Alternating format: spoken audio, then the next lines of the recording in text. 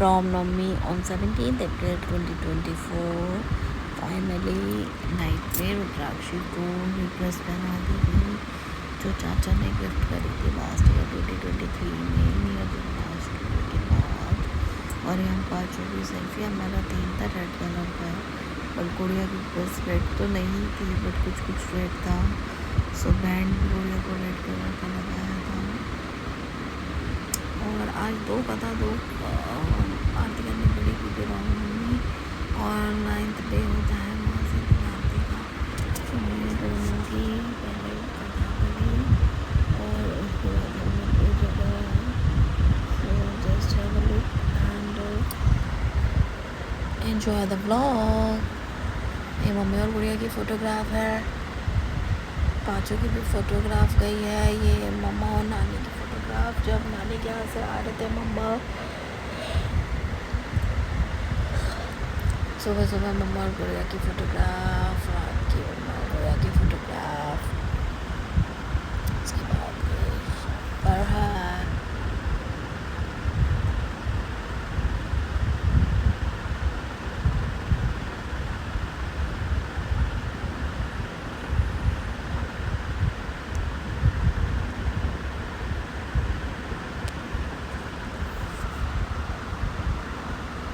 उसके बाद गुड़िया ने गॉगल्स पहना हुआ है।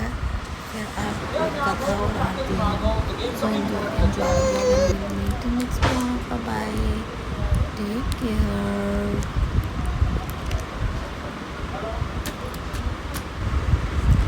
अष्टमी डे 8 नवरात्रे, रुद्राक्षी सेकेंड नवरात्रे ऑन 16th April 2024। तो इस तरीके से हम लोगों ने अष्टमी की शुरुआत की। पापा ऑफिस के लिए निकल रहे थे।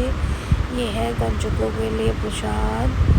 सो कन्या हमने घर नहीं बुलाई थी क्योंकि सबको ऑफिस जाना था। तो इस तरीके से हमने कंचुका पूजी, सबके लिए प्रसाद निकाल दिया था। फिर सबको जाकर बांटना था। दादी ने बनाया था, मम्मी ने पूजा करी। और ये बूढ़े की कंजक बाय दादी।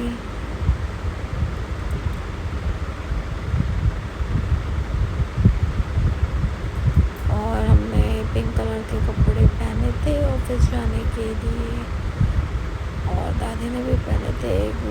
ये ब्रेकफास्ट किया था।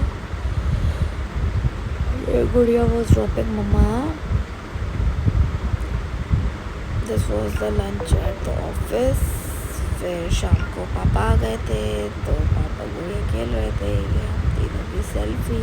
फिर मामा नानी आए थे गुड़िया से मिलने इन द इवनिंग। तो उसी की फ़ोटोग्राफ है ये। उसके बाद गुड़िया रेडी हो गई थी पिंक कलर और वाइट कलर की फ्रॉक पहन के, और सो भी गई थी नानी के बाद। हाँ, सो गई थी। ये नानी के बाद की है। तो इस तरीके से भी सेलिब्रेटेड अष्टमी। अंधकार छा गया था। इस अंधकार में एक छोटी सी किरण प्रकट हुई। धीरे धीरे ये किरण बड़ी होती गई और फिर इसने एक दिव्य नारी का रूप धारण कर लिया। कहते हैं यही देवी माँ भगवती का 9वां स्वरूप माँ सिद्धिदात्री कहलाई। धार्मिक मान्यताओं अनुसार माँ सिद्धिदात्री के प्रकट होकर त्रिदेव अर्थात ब्रह्मा, विष्णु और महेश को जन्म दिया। कहते हैं भगवान शिव शंकर को जो 8 सिद्धियां प्राप्त थी वह भी माँ सिद्धिदात्री ने ही उन्हें दी थी। सिद्धिदात्री देवी ही की कृपा से शिवजी का आधा शरीर देवी का हुआ, जिस वजह से महादेव का नाम अर्धनारेश्वर पड़ा। रामायण और रामचरितमानस हमारे पवित्र ग्रंथ हैं। तुलसीदास जी ने श्री राम को ईश्वर मानकर रामचरितमानस की रचना की है, किंतु आदि कवि वाल्मीकि ने अपने रामायण में श्री राम को मनुष्य ही माना है। ये उनकी कथा है। आइए जानते हैं यहाँ श्री राम की पवित्र जन्म कथा। श्री राम जी की पवित्र जन्म कथा के अनुसार महाराजा दशरथ ने पुत्र प्राप्ति हेतु यज्ञ आरंभ करने की ठानी।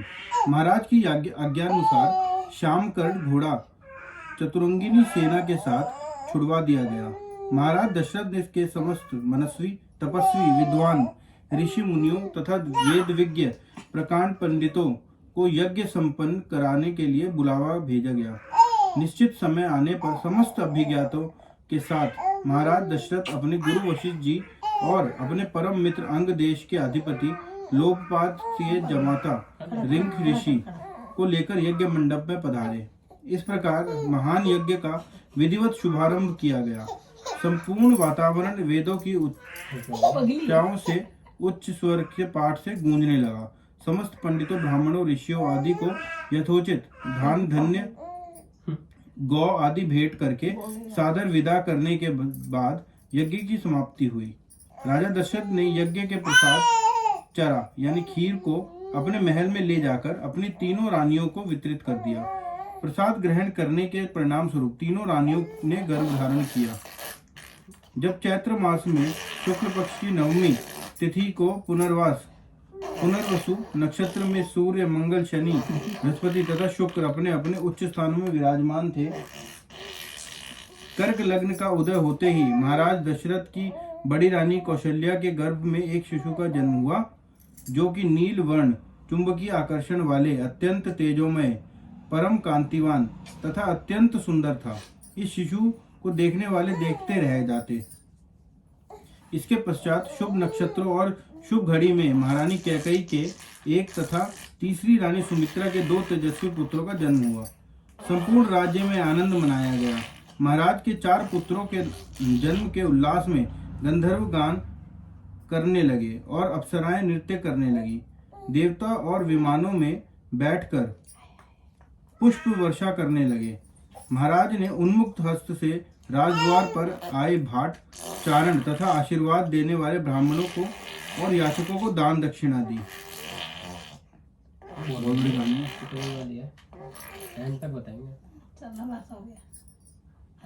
गुरुजनों के प्रति जितनी श्रद्धा भक्ति इन चारों भाइयों में थी, उतना ही उनमें परस्पर प्रेम और सौहार्द भी था। महाराज दशरथ का हृदय अपने चारों पुत्रों को देखकर गर्व और आनंद से भर उठता था। धार्मिक ग्रंथों के अनुसार त्रेता युग में भगवान राम जन्म चैत्र शुक्ल नवमी के दिन हुआ था, जिसे श्री राम नवमी के रूप में मनाया जाता है। बस पुच्ची के लिए तो तैयार। जय सिद्धिदात्री माँ, तू सिद्धि की दाता, तू भक्तों की रक्षक, तू दासों की माता। तेरा नाम लेते ही मिलती है सिद्धि, तेरे नाम से मन की होती है शुद्धि। कठिन काम सिद्ध करती हो तुम, जब हाथ सेवक के सिर धरती हो तुम। तेरी पूजा में तो ना कोई विधि है, तू जगदम्बे दाती, तू सर्व सिद्धि है। रविवार को तेरा सुमरन करे जो, तेरी मूर्ति को ही मन में धरे जो। तू सब काज उसके करती है पूरे, कभी काम उसके रहे ना अधूरे। तुम्हारी दया और तुम्हारी यह माया, रखे जिसके सिर पर माया अपनी छाया। सब सिद्धि देती है भाग्यशाली, जो है तेरे दर की ही अम्बे सवाली। हिमाचल है पर्वत जहाँ वास तेरा, महानंदा मंदिर में है वास तेरा। मुझसे आसरा मैं तुम्हारी ही माता, भक्ति ही सवाली तू जिसकी दाता।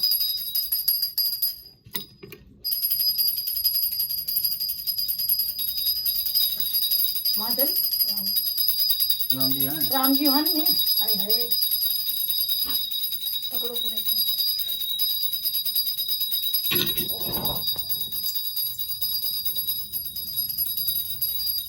हे राजा राम तेरी आरती उतारूं प्यारे तन वन वारूं।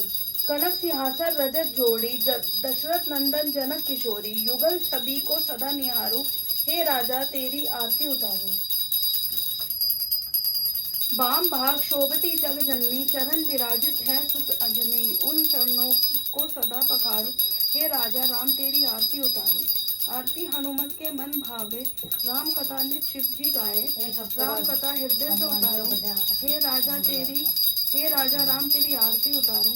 चरणों से निकली गंगा प्यारी, वंदन करती दुनिया सारी। उन चरणों में शीश को धारूं, हे राजा राम तेरी आरती उतारूं।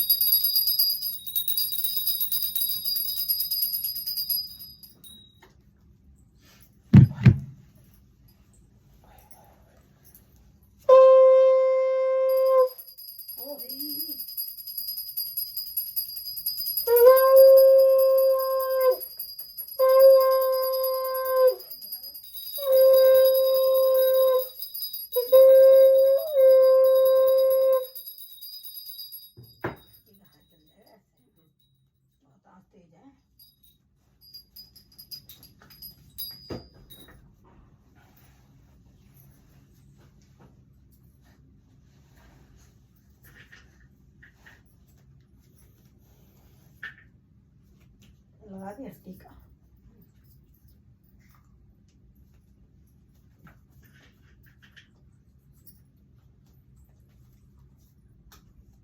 सुंदर कितना लगाया।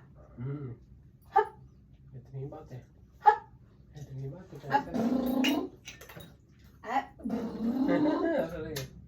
कल्ला करेगी ऐसी हो रही है, थोड़ी देर में करेगी। खत्म करो अभी।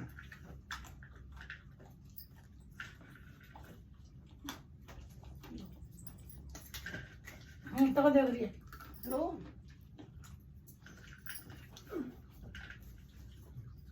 पहले लिया